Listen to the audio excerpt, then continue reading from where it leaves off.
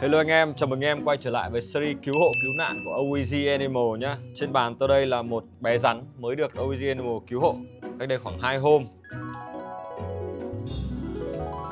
Hôm nay team OAG Animal chúng mình sẽ tiếp nhận một trường hợp là có một bạn ấy nuôi một bé rắn hổ hành tầm 5 tháng rồi. Một tháng gần đây thì cái bạn rắn ấy bạn ấy không ăn uống gì ấy. Thế thì theo như mình nghĩ thì nó cũng khá là bình thường, bởi vì là mình vào mùa rét rồi.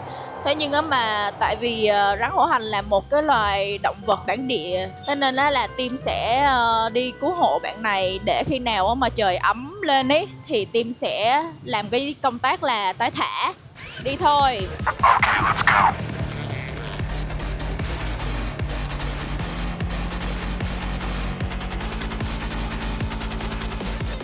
Khi mà cháu nuôi ấy, cháu về ấy, thì người ta có bảo với cháu là con này đã là tầm khoảng cỡ bao nhiêu tháng tuổi chưa, và nó có thuần chưa. Người ta nuôi từ tầm 2-3 tháng tuổi trở lên, người ta nuôi từ bé lên. Khi mà trời trở rét là tầm khoảng cỡ gần một tháng gần đây là bạn ấy không ăn nữa, đúng không? Thế lý do tại sao mà cháu chọn OG Animal để làm nơi tin tưởng?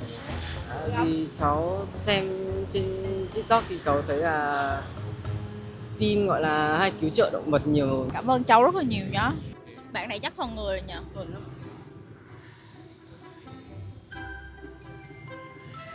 Trong cũng nhờ, trong cute nhờ. Ở bên team sẽ cố gắng là nuôi bạn này qua mùa rét. Thì khi nào mà trời mà gọi là ấm hơn ấy thì sẽ tái thả về tự nhiên cho bạn ấy. Nhưng mà thật sự ra là bạn ấy sẽ không gọi là sao ta, bạn ấy sẽ không quá quen với việc là nuôi nhốt đâu. Nên là team sẽ hỗ trợ tái thả về tự nhiên nhé. Và cháu đồng ý với việc đấy đúng không? Ok, cảm ơn cháu rất là nhiều vì đã liên hệ với OAG Animal nhé. Đây là một bé rắn hổ hành nhé.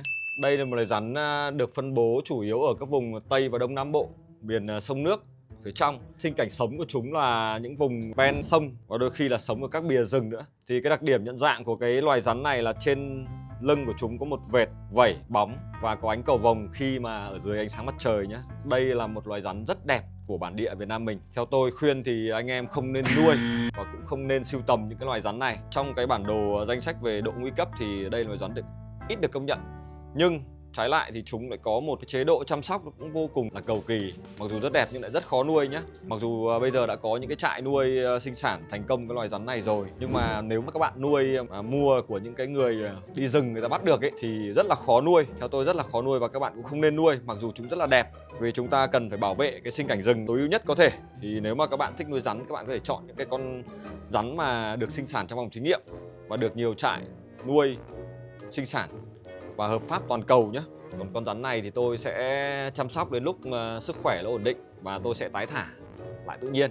Còn bạn học sinh này khi mà gửi về cho chương trình ấy thì con rắn này đã bỏ ăn được khoảng hơn 1 tháng rồi. Vì bạn thì không biết cách nuôi dưỡng như nào, không biết cách chăm sóc như nào. Đấy là một cái mà điều mà tôi luôn dặn anh em là khi nuôi bất kỳ một loài nào, một con gì hay một cây gì, chúng ta đều phải đọc rõ tài liệu về cái loài đó hay là cái cây đó. Còn con rắn này vì lý do bỏ ăn thì theo quan điểm của cá nhân tôi thì là đây là một con rắn bị khai thác ngoài tự nhiên chứ không phải là qua một trại nuôi nào cả. Thế nên là khi mà từ tự nhiên về thì chúng sẽ bị stress và stress dẫn đến tình trạng bỏ ăn. Ngoài tự nhiên thì bọn này ăn chủ yếu là nhái, ếch với cả động vật có vú nhỏ như kiểu chuột. Đôi khi chúng ăn cả dế và rắn con nữa. Mở ngoặc thêm với anh em là đây là một loài rắn có cái mùi xạ phát ra rất giống mùi hành nên người ta gọi là rắn hổ hành và là thuộc chi rắn mống nhé. Tại sao chúng có cái mùi hành thì anh em nếu mà có nấu cháo ấy thì chắc là cũng không phải thêm hành đâu, là nó có sẵn hành rồi, sẵn mùi hành rồi, rất là buồn cười.